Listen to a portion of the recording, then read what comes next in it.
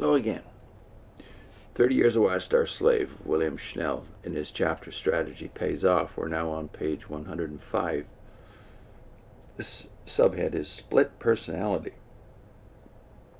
During this period, that is the mid-1930s, new methods of publishing and witnessing were being tested. All was gradually brought onto a mass production basis. Gone was the individual training, the individual Bible student, who daily studied God's Word and depended upon the work of the Holy Spirit.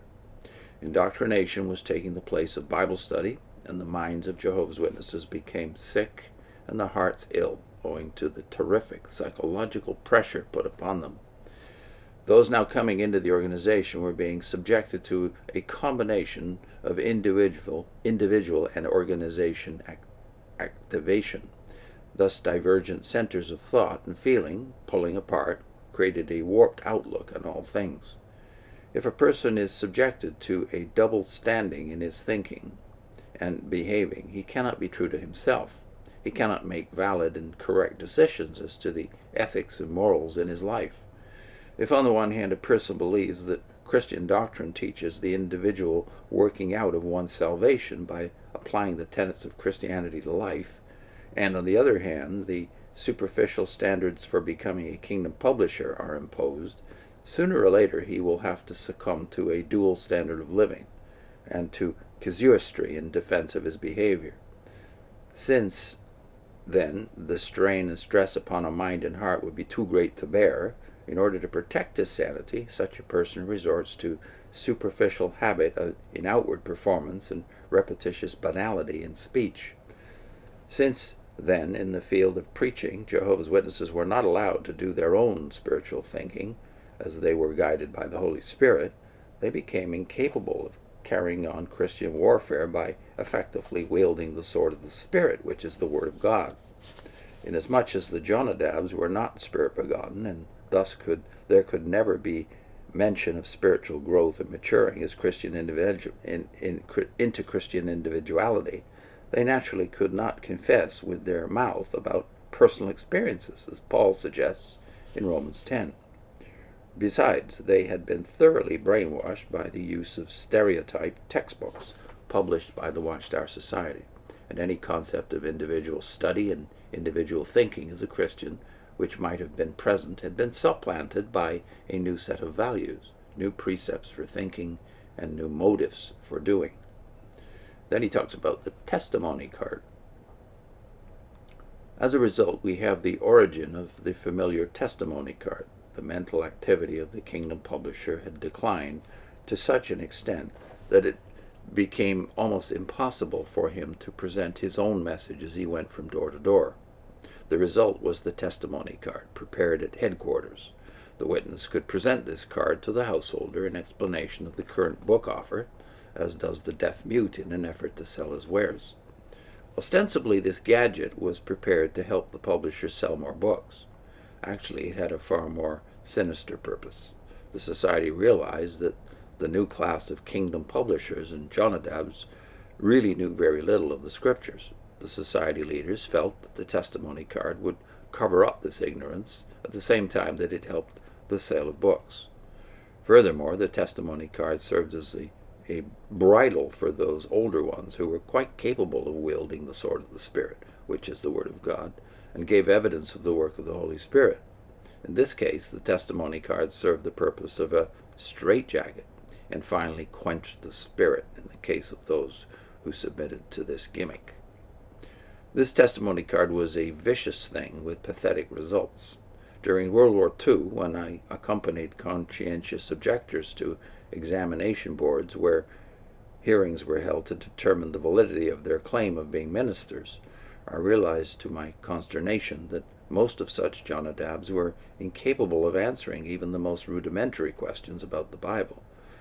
It was appalling to realize how little Jehovah's Witnesses of the Jonadab class knew about the Scriptures, and how much their knowledge was limited to things discussed in the Watchtower magazines and society-issued books. I was actually ashamed to sit there and listen to their humming and hawing. One board member once said, "You mean to tell me that you are a minister and cannot tell me where to find this passage of Scripture?" "We do not use this method of preaching. We use a testimony card," cockily replied the Jonadab. The testimony card graphically showed the nadir to which a whole people had sunk who had once prided themselves in their scriptural acumen and knowledge. Instead of being begotten with the word of truth, James 1:18, the Jonadabs were begotten of the theocratic spirit of a mass organization by seeds other than the word of God, mass seeds of Watchtower books, booklets, and magazines. With vain words, the society had made merchandise of them, as the Apostle Peter had warned. Since their viewpoint emanated entirely from the opinions and conclusions which they read in the society's publications, their brain became totally washed of any other ideas they might ever have had loosely held about the Bible, themselves, or other people. Their own thoughts were thus replaced by a narrow sphere or circumscribed area of thought, or as the Watchtower put it, a channel. They became organization-minded. Thus, through this brainwashing, the Watchtower Society destroyed any knowledge loosely held in the minds of a Jehovah's Witness and filled the vacuum thus formed with definitely formed organization knowledge. This virtually reduced the kingdom publisher to the level of the animal. He behaved within the pattern of the herd, instinctively and without thinking, or, if thinking, within certain very narrow channels. Anyone who did not follow this pattern was a maverick, or unbranded doggy, to continue the animal herd simile, and would not last long in the herd, that is, in the organization. He would be either branded or expelled. Jonadabs had only one purpose in going out, and that was, like robots or automatons, to say, "I represent the Watchtower," and hand over the testimony card. Then they would show the book and place it and collect the contribution. After they had done that for a spell, they would go home, sit down, and mechanically make out a time report and placement report on a form supplied them by the company servant. That was the full extent of their religious responsibility, and constituted for them the reasonable service which Paul discusses for Christian in Romans 12. Religion had become for them a matter of sound and form. Jehovah's Witnesses, by virtue of the success of the well-laid plans of the faithful and wise servant class in Brooklyn, were now but class robots. The testimony card and the daily report slip were the height of individual freedom allowed them. All this has resulted in the sorry state of affairs we witness among Jehovah's Witnesses today, this being the early 1950s. By constant repression of mind and heart, they have become mentally and emotionally sick. They have delusions of persecution and Armageddon tremors. They carry a permanent chip on their shoulder and are incapable of appreciating any one of all the rest of mankind on the face of this wide, wide earth. Everything is channelized to them from the Brooklyn Watchtower. There is not a jot or a tittle of their own individuality in a carload of books they sell. They have become prisoners in a modern snake pit. End of chapter. Next time, chapter 13, upheld by the courts, their success in legal issues during this period.